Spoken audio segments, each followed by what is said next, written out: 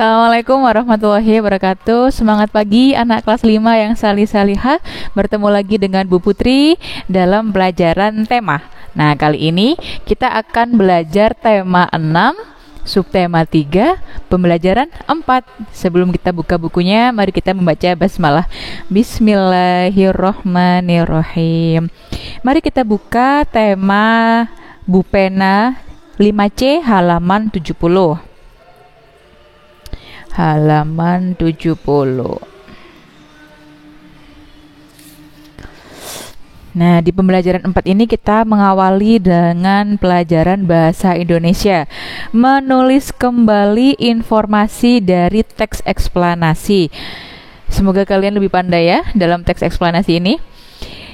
Untuk dapat menuliskan kembali informasi teks, kamu perlu membaca dan memahami teks tersebut secara keseluruhan. Ayo, perhatikan langkah-langkah yang dapat dilakukan untuk menulis kembali isi teks berikut. Yang pertama, perhatikan judul dan tema dalam teks. Yang kedua, bacalah teks secara seksama dan cermat.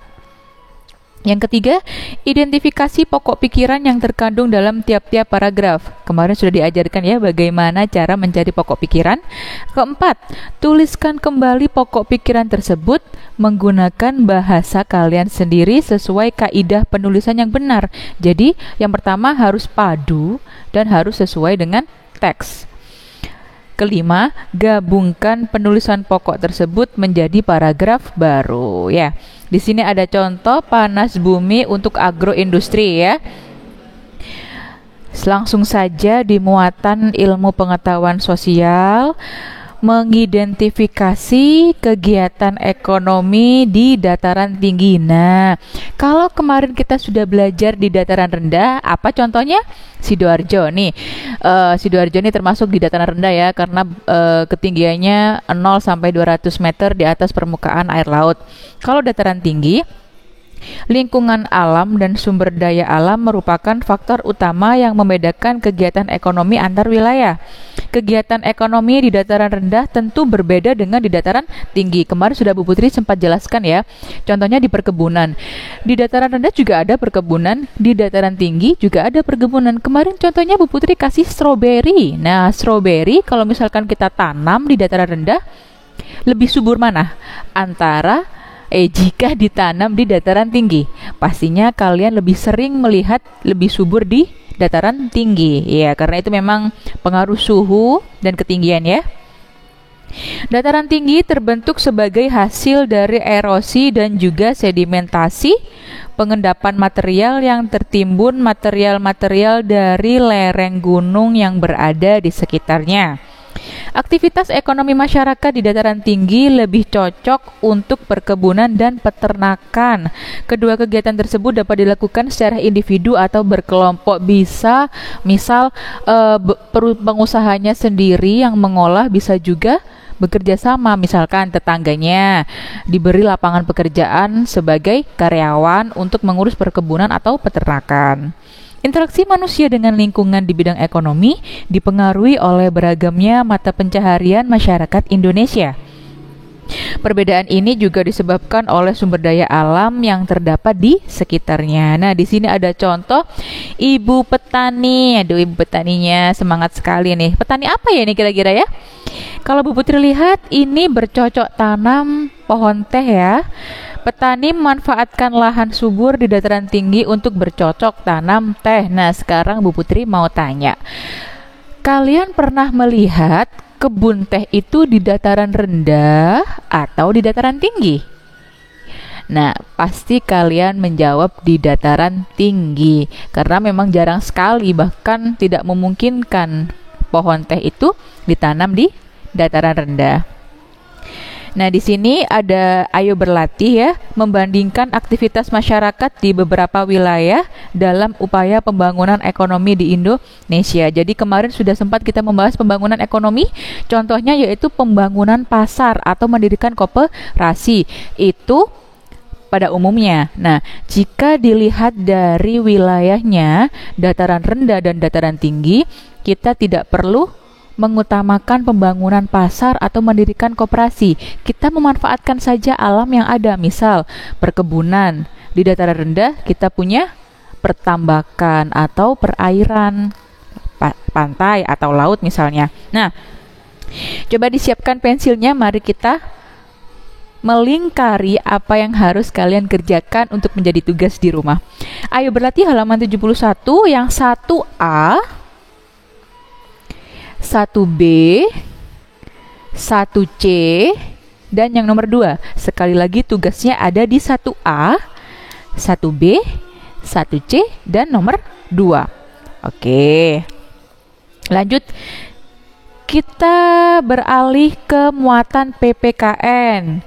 Kalau kemarin tidak adanya penerapan tanggung jawab di masyarakat, sekarang tidak adanya penerapan tanggung jawab di sekolah. Sebagai siswa, meskipun kalian sedang belajar di rumah, kalian juga harus mengetahui apa dampaknya ketika kalian tidak melaksanakan tanggung jawab di sekolah.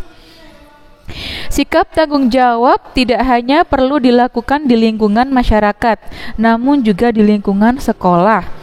Tanggung jawab di sekolah tidak hanya dilakukan oleh siswa, tapi juga seluruh warga sekolah termasuk Bu Guru ya. Bu Putri juga melakukan tanggung jawab. Misal, guru, penjaga keamanan, dan pegawai sekolah. Setiap warga sekolah memiliki tanggung jawabnya masing-masing. Kalau Bu Guru tanggung jawabnya apa? Mengajari kalian, memberi pelajaran, mengasuh kalian di sekolah, menjadi pengganti orang tua di sekolah. Sedangkan sebagai siswa, kamu bertanggung jawab misalnya nih, untuk mengumpulkan tugas tepat waktu. Hayo, siapa yang belum mengerjakan tugas? Dikerjakan ya nak ya. Dan mengerjakan piket kelas sesuai jadwal. Ini waktu sekolah Bu Putri terkenang sekali ini. Ada yang tiba-tiba pulang, temennya sampai teriak-teriak, "Bu, itu belum piket." Namun, jika tanggung jawab tidak diterapkan dengan baik, maka hal tersebut akan menimbulkan beberapa akibat. Misalnya, kalau nggak piket. Mungkin yang temennya ada beberapa yang piket, tapi ada 1-2 yang tidak piket. Itu juga termasuk mempengaruhi loh. Biasanya 4 orang. 4 orang ini misal menyapu di deret 1, menyapu di deret 2, menyapu di deret 3. Yang satunya ini mengelap meja atau membersihkan papan tulis. Jika salah satu saja ini tidak melaksanakan tanggung jawab, pastinya akan ada dampak buruknya. Misal kelas menjadi kotor. Akhirnya apa? Teman-temannya pun timbul rasa iri. Bu, itu tadi nggak piket. Bu, itu tadi lo nggak bersihkan kelas. Akhirnya begitu ya. Coba kalau dilaksanakan saja sesuai tanggung jawabnya, pasti teman-temannya pun juga akan senang melihat kalian sregep istilahnya ya. Yang kedua, mendapatkan teguran dari guru karena tidak mengumpulkan tugas tepat waktu, dijauhi atau tidak dihormati oleh teman. Mungkin kalian pernah merasakan ya bagaimana ketika kalian tidak melaksanakan piket, ricuhnya teman-teman kalian melaporkan kepada Bapak Ibu guru, "Bu, tidak piket, ini dihukum denda 2.000." Nah, yang seperti itu ya. Lalu bagaimana jika Bapak Ibu guru tidak melaksanakan tugas? Misal, "Bu, sekarang waktunya bahasa Jawa, sekarang waktunya tema, kok Bu Putri nggak masuk kelas?" Akhirnya apa? Kalian datang ke kantor menyebut Bu gurunya. Akhirnya apa? Bu gurunya datang ke kelas. Nah, yang seperti itu semua itu ada akibatnya jika tidak melakukan tanggung jawabnya masing-masing. Baik, setelah kalian mengetahui apa akibatnya tidak bertanggung jawab di masyarakat, apa akibatnya jika tidak melakukan tanggung jawab di sekolah, sekarang coba kalian kerjakan di Ayo Berlatih yang nomor 2 saja. Yang nomor 2 saja ya. Sekolah Lani melaksanakan upacara bendera setiap hari Senin. Cuaca pagi ini sangat terik, panas banget. Lani pura-pura sakit agar tidak mengikuti acara. Dia tiduran tuh di UKS, enak banget. Nah, padahal yang lain teman-temannya berpanas-panasan, kusyuk mengikuti upacara, sedangkan Lani berpura-pura sakit. Nah, bagaimana tanggapan kalian? Dikerjakan di kertas folio ya. Nanti akan dikumpulkan setiap minggunya. Demikian yang Bu Putri sampaikan. Semoga ilmunya bermanfaat. Tetap semangat belajar di rumah, selalu jaga kesehatan, makan minum yang banyak ya. Apabila ada salah kata, Bu Putri mohon maaf. Wassalamualaikum warahmatullahi wabarakatuh.